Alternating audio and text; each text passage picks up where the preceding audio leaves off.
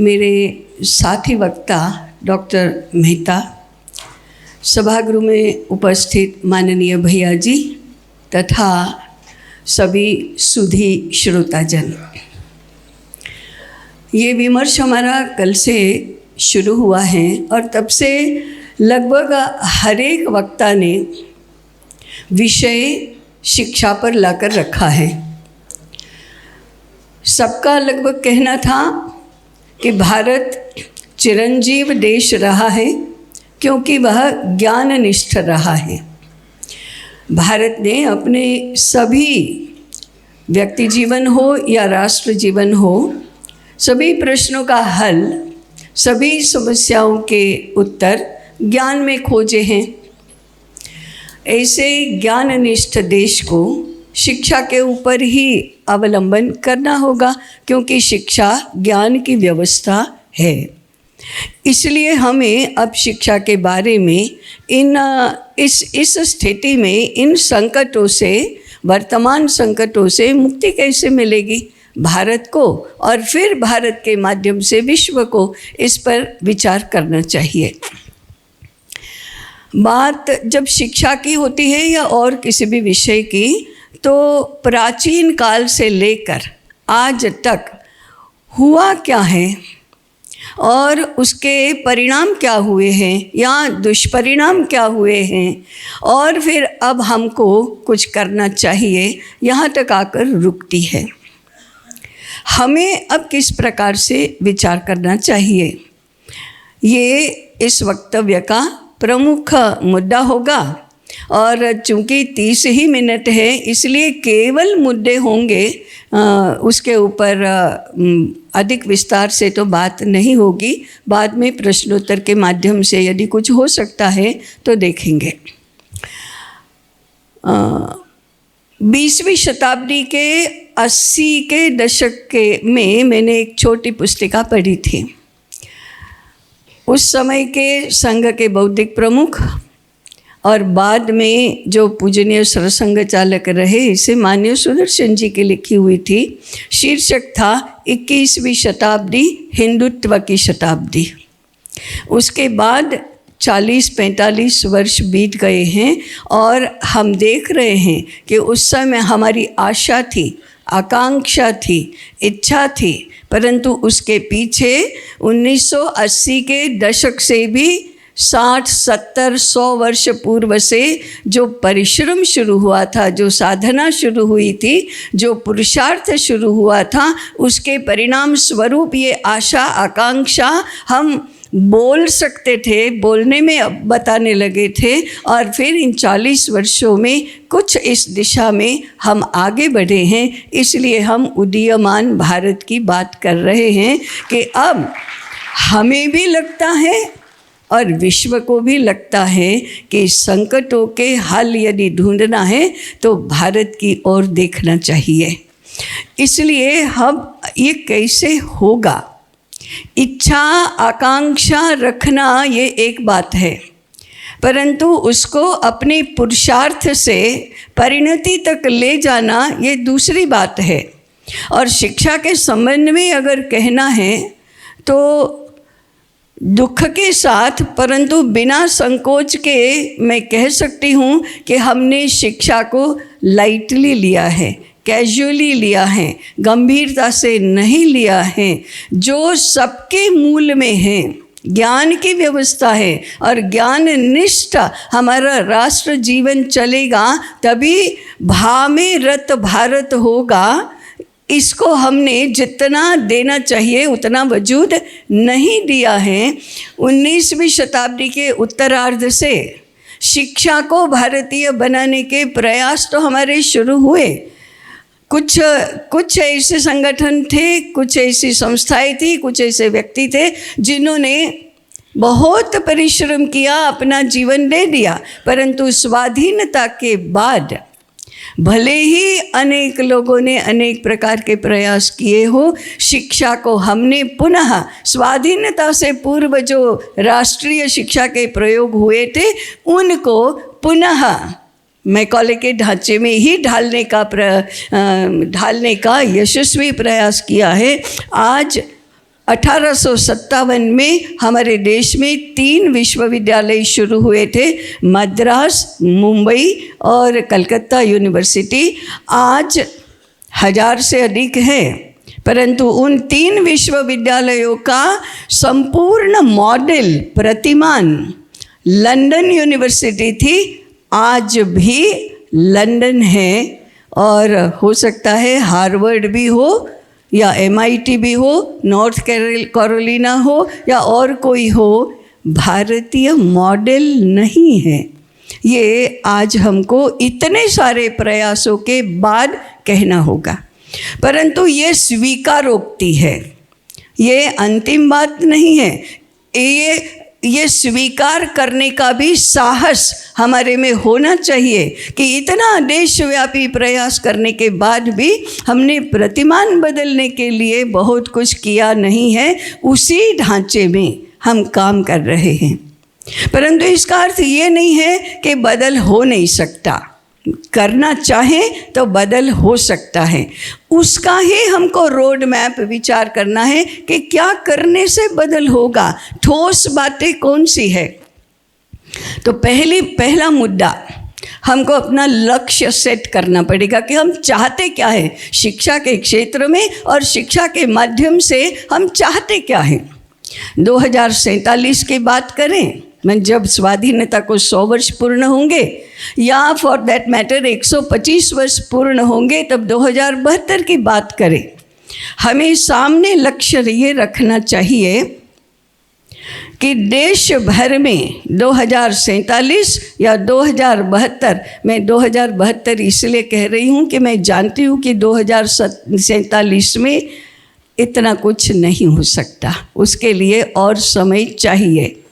तो 2072 में या उस समय भारत में जितने भी विद्यालय चलते होंगे, चाहे पूर्व प्राथमिक हो, चाहे विश्वविद्यालय हो, चाहे रिसर्च इंस्टीट्यूट्स हो, वे भारतीय ज्ञान के आधार पर चलते होंगे, फिर वो भले ही लाखों की संख्या में हो।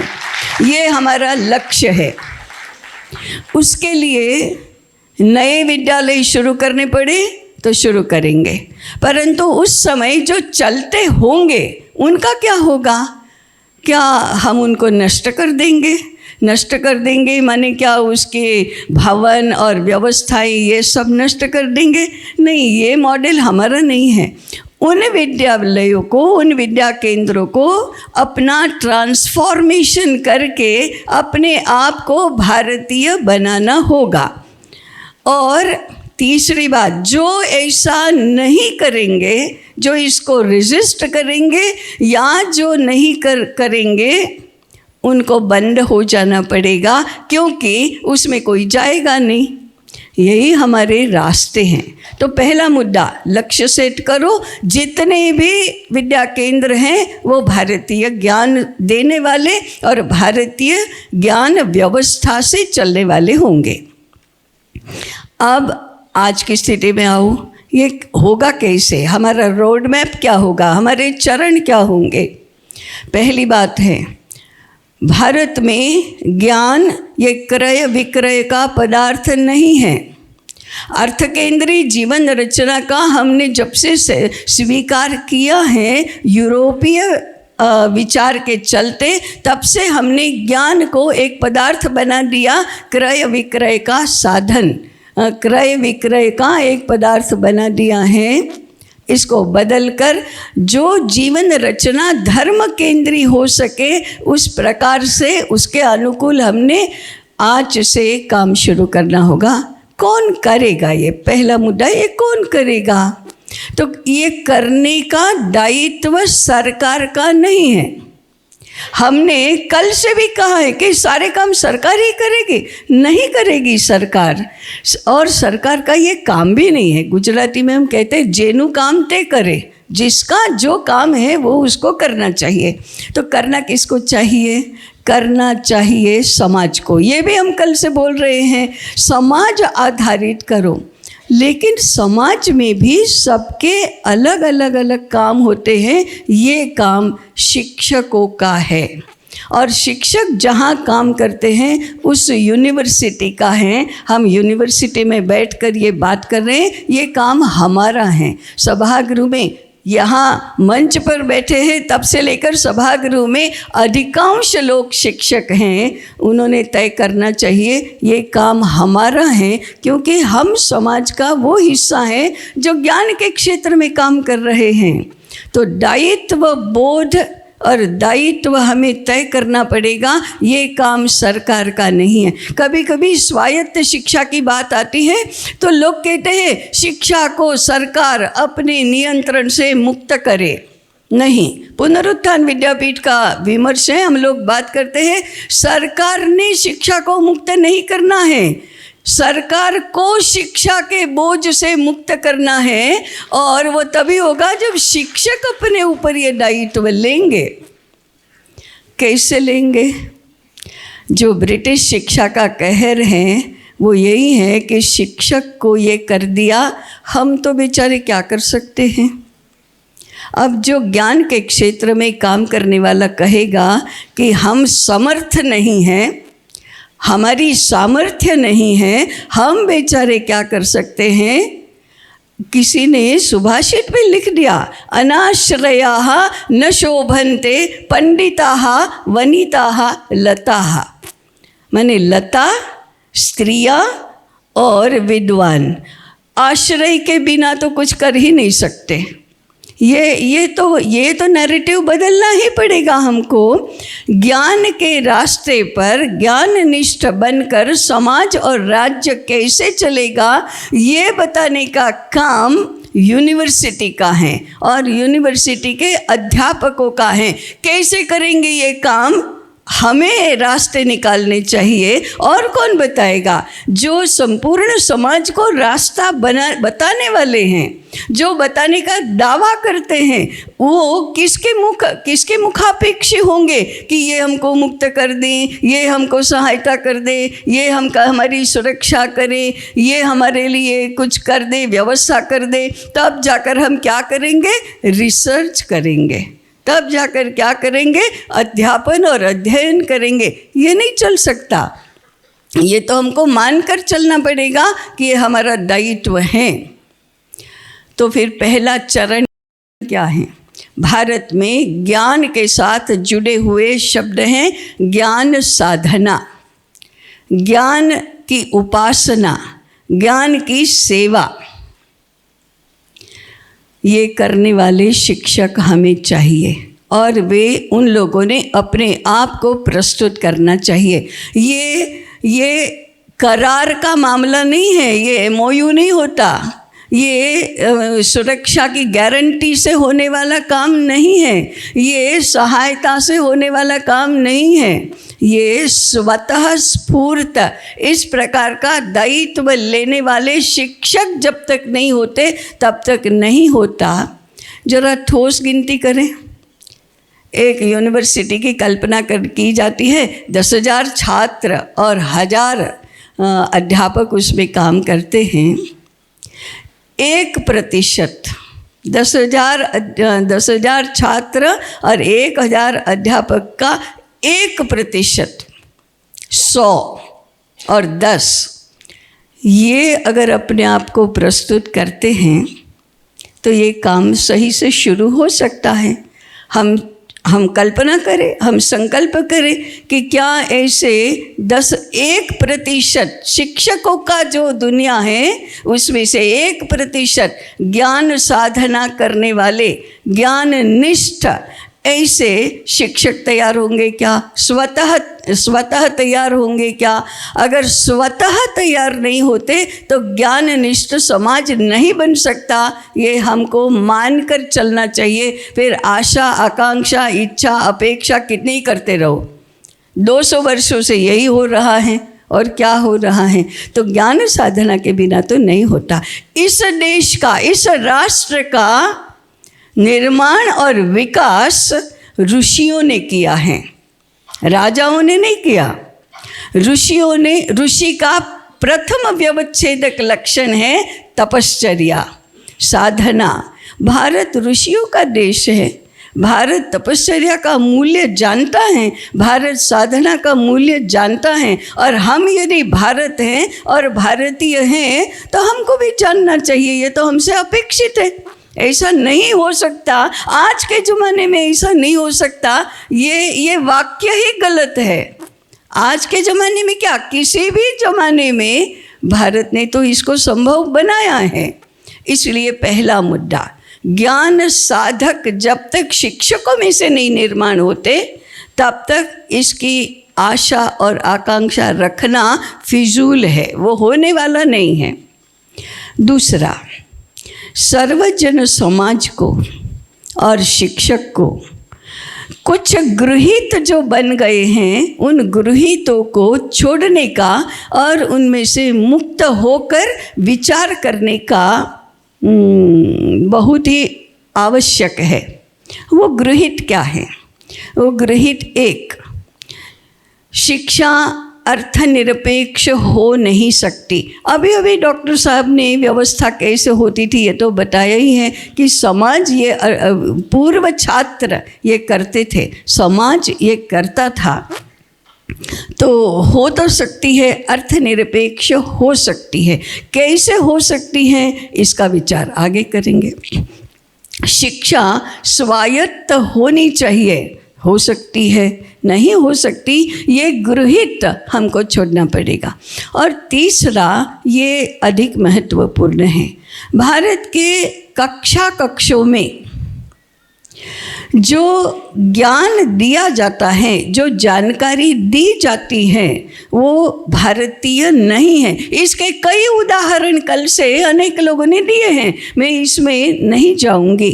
अब इसको बदलकर भारतीय ज्ञान देना, जानकारी देना, पद्धति देना, संकल्पनाएं देना, सिद्धांत बताना, इतिहास बताना, विस्तार करना, कथाएं बताना, नाटक करना, गीत, काव्य, साहित्य, सब कुछ जितने भी विषय हैं वे सारे भारतीय जीवन दृष्टि पर आधारित होने चाहिए।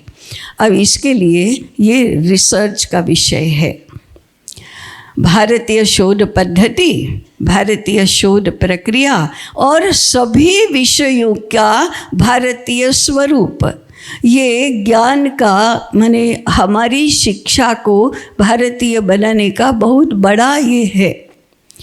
अभी हम IKS का हवाला देते हैं, परंतु उसके साथ व्यवस्था जुड़ी हुई है। मैं उसका संकट ये है कि 200-250 वर्ष से भारतीय ज्ञान का इतना अप्रोप्रिएशन हुआ है, इतना प्रदूषण हुआ है, इतना अंतर्बाह्य वह घालमेल हो गया है, घुल मिल गया है कि हमको पता ही नहीं कि इसमें से शुद्ध भारतीय कौन सा है और घालमेल हुई है वो कौन सा है, विकृत हो गया है वो कौन सा है, मिस इंटरप्रिटेशन हुआ है वो कौन सा है।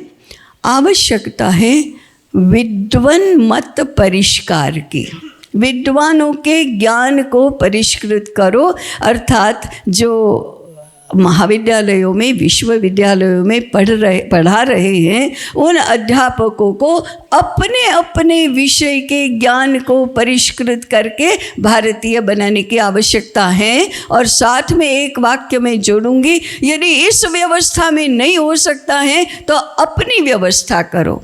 ये मैं समाजशास्त्र, अर्थशास्त्र, मनोविज्ञान, तंत्र ज्ञान, विज्ञान कुछ भी पढ़ा रही हूँ, तो मैं इसको भारतीय बनाऊं, ये मेरे लिए चैलेंज होना चाहिए कि व्यवस्था के लिए चैलेंज होना चाहिए। मैं इतिहास पढ़ा रही हूँ, इतिहास को सही बनाना जवाबदारी स्टार्ट्स विथ मी, मेरे से जवाबदारी शुरू होती है, व्यवस्था से नहीं। व्यवस्था मेरे से अपेक्षा करती है। इस प्रकार से हमें विचार करना पड़ेगा। तो ज्ञान के साथ साथ ज्ञान की व्यवस्था भी जुड़ी हुई है। अतः हमारे बोर्ड ऑफ स्टडीज़ हो, एकेडमिक काउंसिल्स हो, और उसमें जो भी लोग जुड़े हों, उन्होंने समूह में इसका तो विचार करना चाहिए। परंतु वहाँ यदि संभव नहीं है तो क्या हम अलग से एकेडमिक काउंसिल नहीं बन सकती? क्या अलग से बोर्ड ऑफ स्टडीज़ नहीं बन सकते? क्या उनके योगक्षेम की व्यवस्था सरकार के स्थान पर समाज नहीं कर सकता? क्या उससे मेरा प्रमोशन नहीं होने वाला है और मुझे सर्टिफिकेट नहीं मिलने वाला है? तो इतना मैं छोड़ने के लिए तैयार हूँ और अधिक समय देने के लिए तैयार हूँ मेरे विषय को शुद्ध भारतीय बनाने के लिए। ये मेरे विषय के प्रति मेरी निष्ठा है और उस विषय को भारतीय स्वरूप देने के प्रति मेरी निष्ठा है। प्रश्न तो हमारे सामने ही आता है। तो ये दूसरा हुआ रिसर्च का क्षेत्र, हमारे ज्ञान को परिष्कृत करने का क्षेत्र। और फिर उसके साथ जुड़ा है हमारे सारे विषय वेद काल से चलते आ रहे हैं। आज के समय में 21वीं शताब्दी में उसको कैसे प्रस्तुत करना, ये हमारे रिसर्च का अप्लाइड पार्ट होगा। तो ये अप्लाइड पार्ट के लिए भी हमें परिश्रम तो करना ही है, हमें पुनर्लेखन करना है। केवल एक छोटा सा उदाहरण देती हूँ। आज पर्यावरण के प्रदूषण की आज बहुत ही विकट समस्या है। हम एक तरफ कहते हैं वेदों खिलो ज्ञान मूलम, तो वेद में इसका हल है क्या? हाँ है। वेदों में कैसे पर्यावरण की बात करते हैं तो हम हवा, पानी, भूमि इतनी बात करते हैं। इसको पूरी करो सूची, पंचमहाभूतों में से ये 3 हैं और आगे हैं अग्नि और आकाश, ये भी इसके साथ सम्मिलित करो और इसके साथ एक मानसिक पक्ष जोड़ो, तो आज का संकट है उसको हम सही से समझ पाएंगे। प्रदूषण हवा, पानी और भूमि के अपने कारण से नहीं होता है। मनुष्य के स्वार्थ, लोभ और प्रकृति को तो हमारी दासी है, इसलिए हम उसका शोषण भी कर सकते हैं। ये जो मानसिकता है और ये जो विचार है उसके कारण से पर्यावरण की समस्या तो निर्माण हुई है। पंचमहाभूत स्वयं थोड़े उसके लिए जिम्मेदार हैं।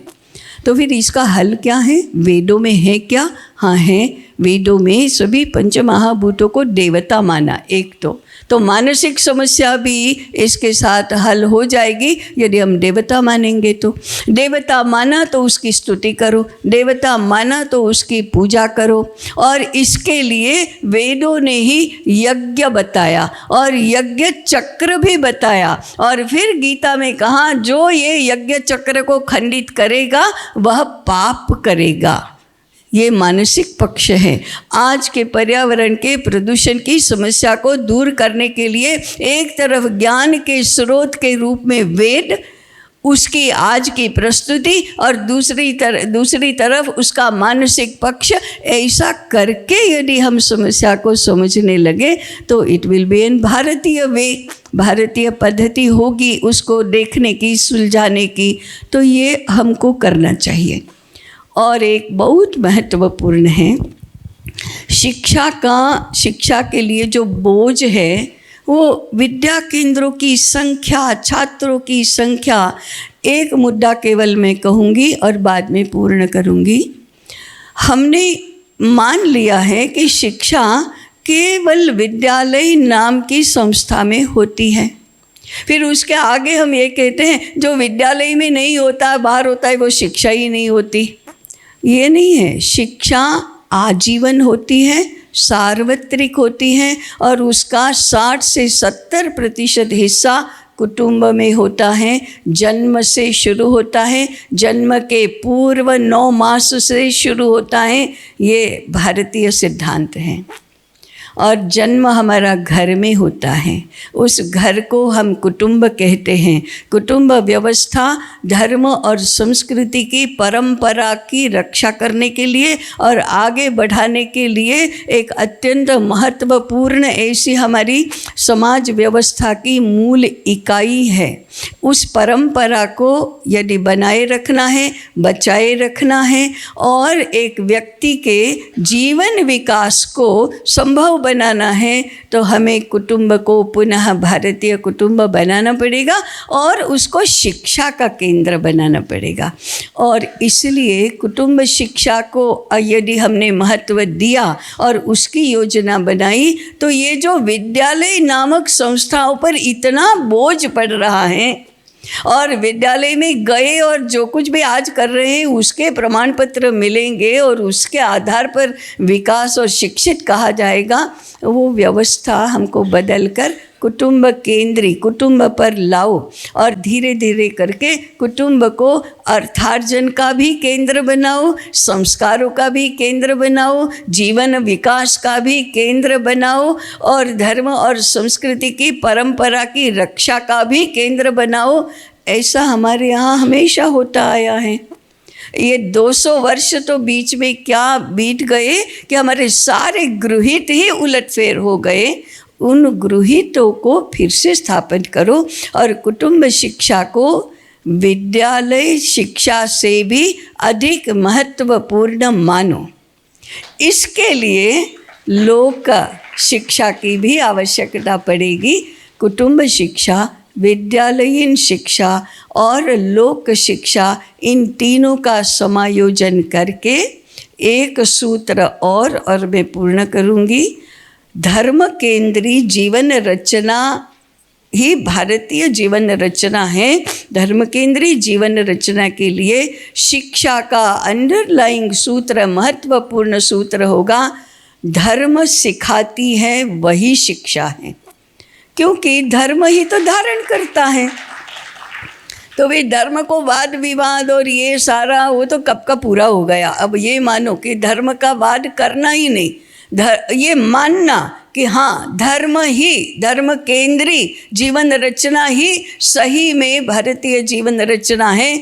इसके लिए ज्ञान की व्यवस्था करने वाली शिक्षा को धर्मानुसारिणी बनाना है। धर्म सिखाती है वही शिक्षा है। धर्म आधारित शिक्षा कैसे होगी इसका विचार करना, और ऐसा करेंगे तो अभी समय हो गया होगा, लेकिन फिर भी मैं मोह नहीं छोड़ सकती प्रश्नोत्तर में से उतना समय जाने देना। कल्पना करो हम सब शिक्षक मिलकर अयोध्या जाएं, राम भगवान के सामने कहें कि आपकी प्राण प्रतिष्ठा हुई तो आप 5 वर्ष के हैं, अभी आपको भी 3-4 वर्ष के बाद गुरुकुल में जाना पड़ेगा। राजा बनने से पहले तो पढ़ने के लिए जाना होगा। तो क्या गुजरात यूनिवर्सिटी और JNU और इसमें जाएंगे क्या पढ़ने के लिए? पढ़ने के लिए आपको वशिष्ठ मुनि के गुरुकुल में जाना होगा। तो फिर आप ही हम लोगों के अंतःकरण में वशिष्ठ मुनि बनने की प्रेरणा जागृत करो।